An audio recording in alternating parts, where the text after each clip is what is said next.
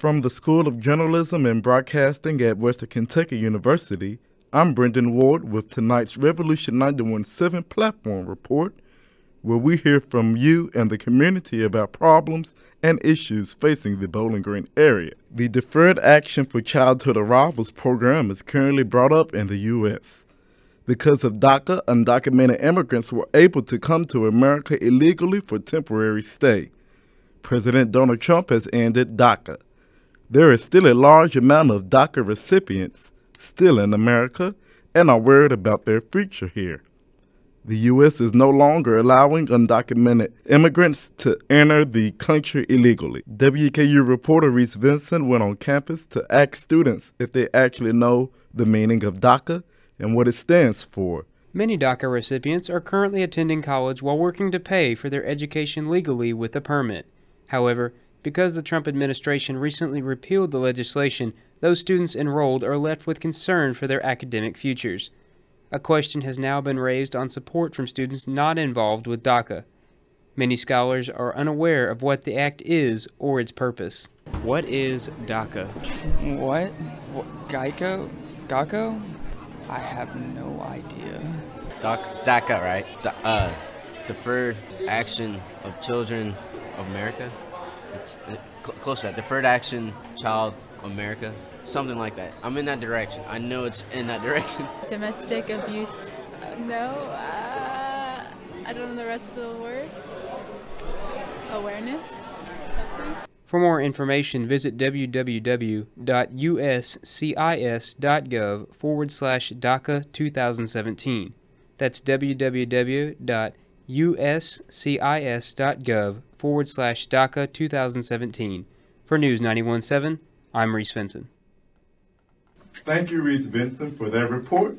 Joining me tonight to continue our discussion about the myths of DACA and the Dreamers Act is an undocumented member in the Bowling Green community. Thanks for being here. Now, as Reece Vinson asked some scholars at WKU what DACA means, it is kind of known that they really don't know what it means. So my first question for you tonight is, what does DACA mean? Well, simply it means Deferred Action for Childhood Arrivals.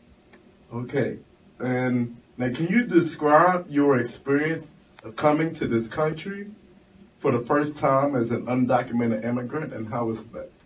Well, I can honestly tell you, I was 4, so I was little. I was very little, but from times that I've talked down with my brother, he said it was really scary at first because you're in a place where you see people you have no idea who they are. They look different than you, they talk different than you, they act, they have mannerism that you've never even known about. So it was honestly for me and my brother, being so young, it was more so the confusion. That's once we got here. Now, how did you get to America, if you would say? Can I refrain? Yes. All right. What is it like for you being in this country illegally? Technically, as of right now, I'm still, well, I guess you can say it's not fun, and it's the sense that you never feel safe, and the best way to explain it.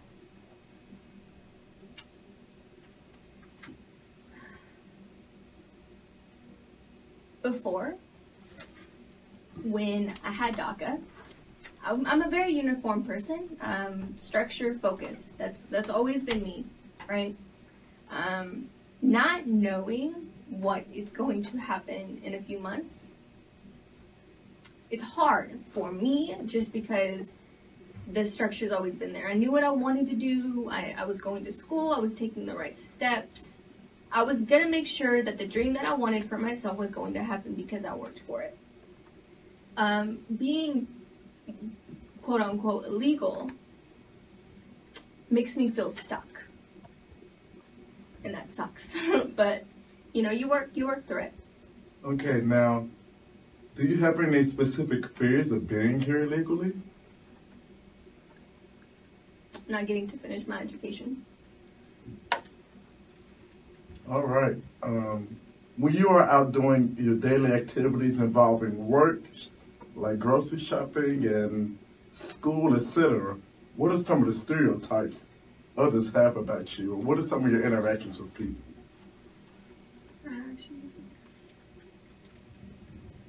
I mean, they don't understand. At first, it's almost like, what is that? Or what are you talking about? Does that mean you're illegal or does that mean you're not? It's always they don't know and they just assume.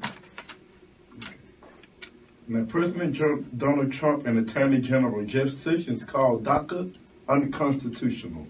Is DACA really unconstitutional? I mean, you tell me. How would it feel when if you were to tell your child they can't do better than us, or they can't be what they want to be, or be free? To me, that doesn't sound unconstitutional. That gives us freedom to make choices for ourselves and make a life for ourselves because we can, because we're in this country. That's what it's supposed to be. I don't know how.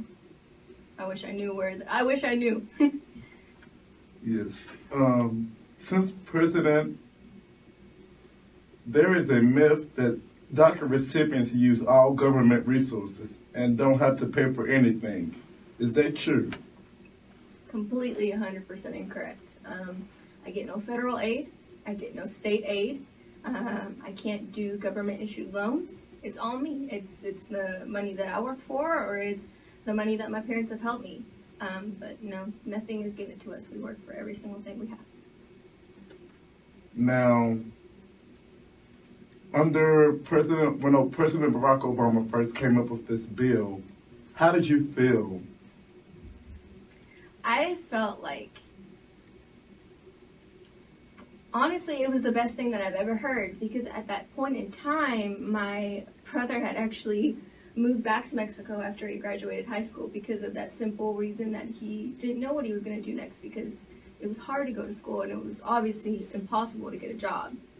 But when that came out, it happened in July, about 2 months after, and we wish we knew before he had moved back, but it just felt like, man, I can do this now. You know, I was an 8th grader, and it just made me feel so great to know, like, as soon as I get into high school, I'll be able to get a driver's license, I'll be able to go to school, I'll be able to have a car.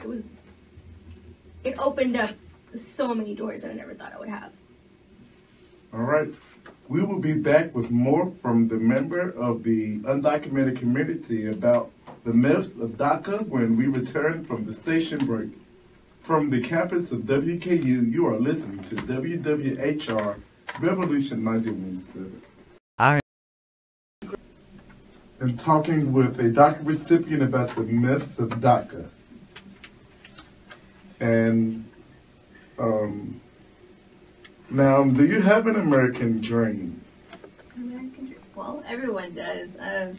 My dream would definitely be to finish off school here at Western and get my nursing license. Further from there, obviously work for a few years and hopefully become a midwife. That's definitely the ultimate goal. Now, since President Trump has ended the DACA, is there another program you all have to keep you protected? Unfortunately, no. But there could be. It's called the DREAM Act. It's more of a permanent, real way to make sure that we have a future and that we can pursue our dreams. So, no, technically we don't as of right now, but hopefully we will with the DREAM Act. All right, now the Congress have yet to come up with a new bill for DACA recipients and immigrants. Do you think that if they are able to meet President Trump's deadline for a new law, he will make it harder for you to stay in America? I don't know. I don't know that answer, definitely, but I hope not. I hope that something soon comes out of the legislative branch and something that becomes more permanent for us. And I just hope and pray that we have we have that opportunity and something does get passed. Now, if you had a chance to meet President Trump or any other people that kind of don't agree with DACA, what would be your message to him or them about DACA and Dreamers? What would you tell them? I don't think I'd necessarily tell them something. It would be more, I want them to know me or know us as individuals, not as a whole, not see us as just this group. So honestly, for me, it would be more, hey, get to know me. This is who I am, and this is how a lot of us, this is who we are, is do you not want us here? So it's more that I would sell them before I would try to tell them anything. You know, you sell yourself. You make sure that they know, hey, these are people you want. These are people that you want in our economy. That's what I would push the most. Now, what have been how were you able to, like, make it through day-to-day life? Like, what motivates you? Myself. You know, you gotta, for me, it's, my parents brought me here. They brought me and my brother for a better life. And no one else is gonna make that but myself. They already started it. They brought me here. They give me the opportunity to have an amazing education and be surrounded by great friends and make family here. And that's what I want to keep doing.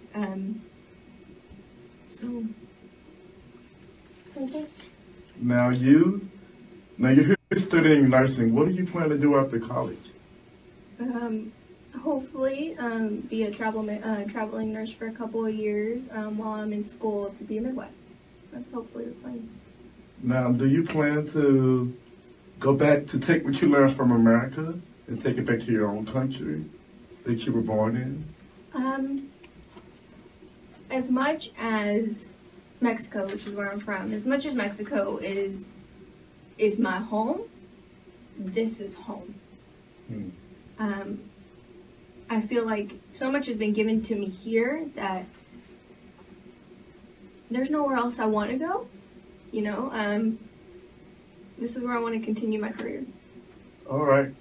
Well, we've been talking with a member in Bowling Green that is undocumented from the School of Journalism and Broadcasting at Western Kentucky University.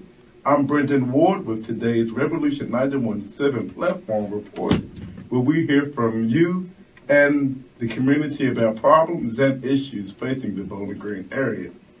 From the School of Journalism and Broadcasting at Western Kentucky University, I'm Reece Vinson with tonight's Revolution 91.7 platform report, where we hear from you and the community about problems and issues facing the Bowling Green area.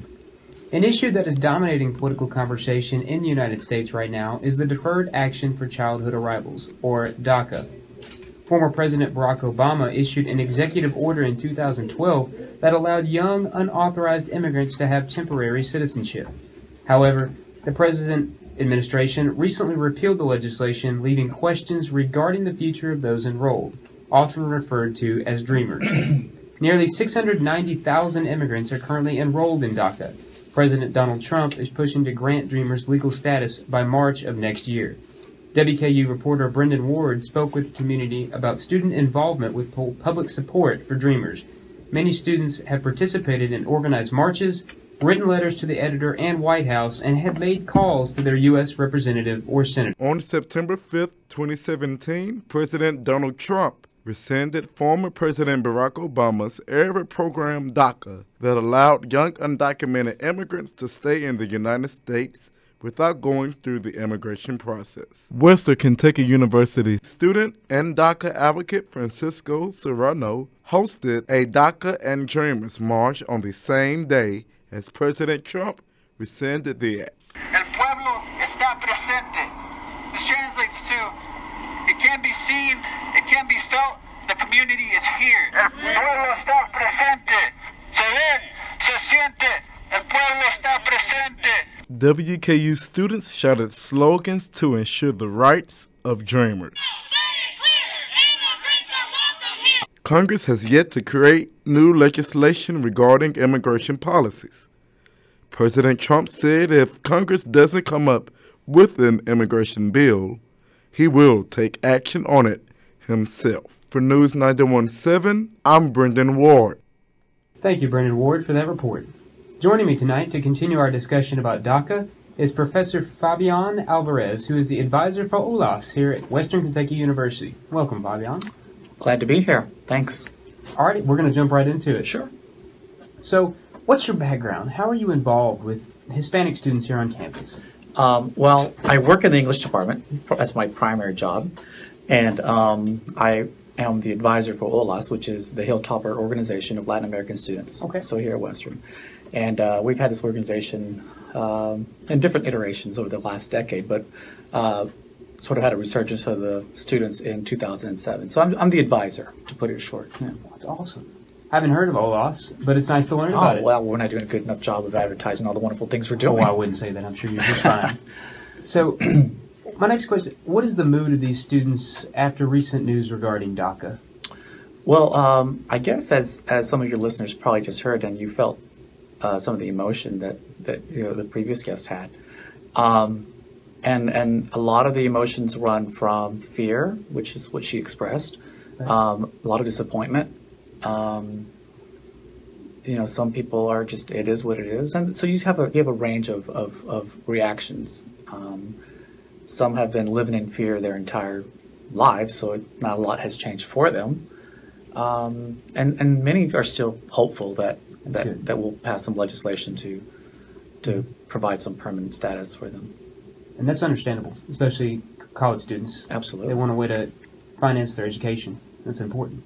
So what's the main bone of contention here? Do you mean in the broader debate or for university students?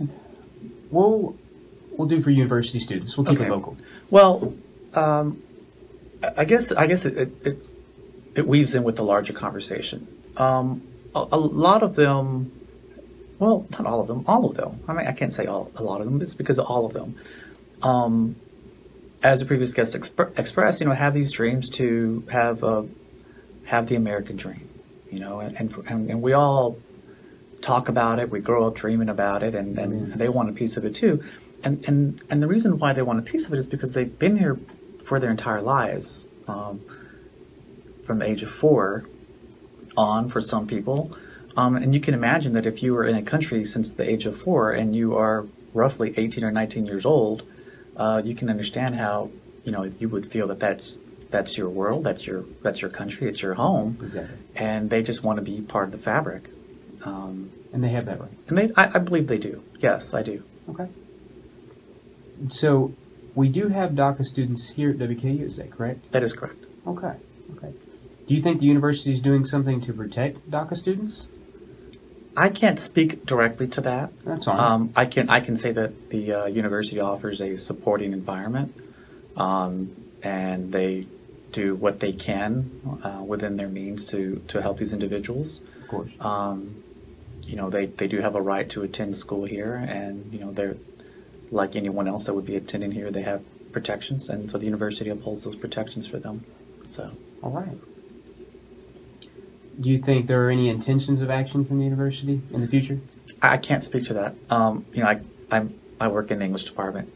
Hey, I can speak I can speak for my English 100 classes, my English 300 classes, or whatever courses I teach, and I can speak as the advisor of HOLAS, but I don't have any room to speak on behalf of the university.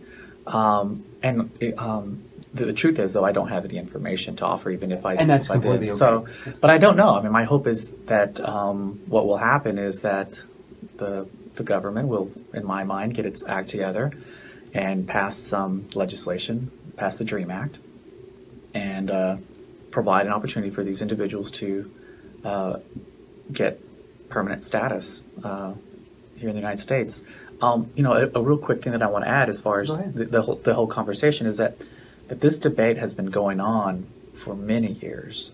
This isn't something that just sprung up recently. This DREAM Act has been almost 10 years now. And so that's new to me, because honestly, I haven't heard about it except for this past few months, or since President Trump rescinded the act. I had no idea what it was. Right. And well, the basic thing is, so the DREAM Act has been out there for, like I said, almost a decade. And what it did is it provided some parameters for individuals to get legal permanent status and later become citizens. So And that process is, and I'm summarizing here. And that's fine. So basically, they have to be in public education, high school, college, something like that, be working or be in the military. They have to pass biometrics. They can't go to jail. They can't break the law. If they don't do any of those, then they aren't allowed to stay here. Strict boundaries. Very strict, very strict. And so what we're dealing with, and you think about those parameters, you're dealing with individuals who are upstanding individuals. Of course. You know? Yeah. And many of those who have broken the law have been deported, and as we would expect our society to function. But every one of the ones who are DACA right now are following those things. So they're not law breaking. They didn't come here of their own. Their parents brought them. And so, you know, the idea of DACA actually was a protection because the DREAM Act wasn't moving along. And so Obama was basically pushing the issue a little bit more to raise that conversation up. And, you know, it was supposed to be temporary. And hopefully this sort of lights a fire in some ways so that we do pass a clean DREAM Act that will allow them a pathway. All right. Thank you, sir. We'll be back with more from Fabian Alvarez about DACA when we return from this station break. My name is Reece Vinson, and we've been discussing the Deferred Action for Childhood Arrivals, or DACA, with HOLAS advisor Fabian Alvarez. All right, we're going to get right back into it. All right. So now I'm going to ask more of a personal question. How are you advocating the position of students here on campus? I know you're involved with HOLAS, so tell me a bit about that. Right. So, in general, as you know, HOLAS represents the Latin American students here on campus. A vast majority of them are not international students. We do have some international students. So primarily students of Latin American descent who are citizens, and you know, DACA students, because for the most part they're technically international, but like we've spoken, they feel very much American in their hearts. Exactly. It's just a piece of paper they don't have. So that's the constituency there. As far as my role and what I try to do is I just try to advocate on their behalf, on whatever they are seeking to do, whether that's to celebrate culture, whether that's to celebrate individuality, whether that's to celebrate their birthdays, you know, whatever it is that, you know, we have Thanksgiving next week. We celebrate the 4th of July. You know, we all do, you know. So you encourage them to stay on their path. Absolutely. I mean, they're in college, and I'm trying to advise them the best way to navigate this world as Latinos and as college students. That's my job as an advisor. I think it's really important. Are the students, if they have any concerns, do they voice them to you directly, like specifically here in Bowling Green? A few of them do. You know, you as with any institution, you build relationships with individuals and you gain trust with some. But I don't ever go out and ask, you know, hey, you know, if you want to talk to me or whatever. You don't press the issue. No, I don't, because everyone, as you might imagine, regardless of what the issue is, they're going to have their own levels of comfort when wanting to speak to people. So, but you know, I think enough of the core. The core individuals that are members of HOLAS know that I'm very supportive and that they know they can relay that information to others. And if you're listening, you can always come talk to me. I'm definitely an ally and going to help out. You seem like a really trustworthy individual. So. I hope so. All righty. I hope that's what other people think as well. No, and I've only known you for 20 minutes maybe, and I trust you. Well, I appreciate that. It means a lot. All right. So, for those listening, what advice do you give to students who face harsh criticism here on campus? Well, or do you think? Yeah, you know, well, here's a couple of things. I mean, I'm always looking to try to have real conversations with individuals who don't understand what this means for them. So people who are not documented, right? People who are citizens and who may not A, understand, or B, misunderstand. Okay. You know, because the individuals who are documented, they have a voice, but they don't have as much of a voice. So I kind of try to advocate for them, but and in that vein, try to, you know, reach out to individuals who are, I guess in my mind, lack the facts, you know, and the understanding to grasp what's really going on. I think if those who are documented, if they can find some individuals that they really trust who are citizens to share their story, because I think a lot of people don't realize that they are not documented. I've had conversations, they're like, oh, I didn't realize that. I thought they were born here, the way they act, the way they're just so American. They're part of Western, they're in a sorority, they're in this organization, they're leaders of the university or whatever. It helps to have that reassurance. Right. And so I guess that's the biggest thing, is to have those conversations and bridge those gaps. All righty. Well, that's all the time we have, but thank you for talking to us. Well, thank you.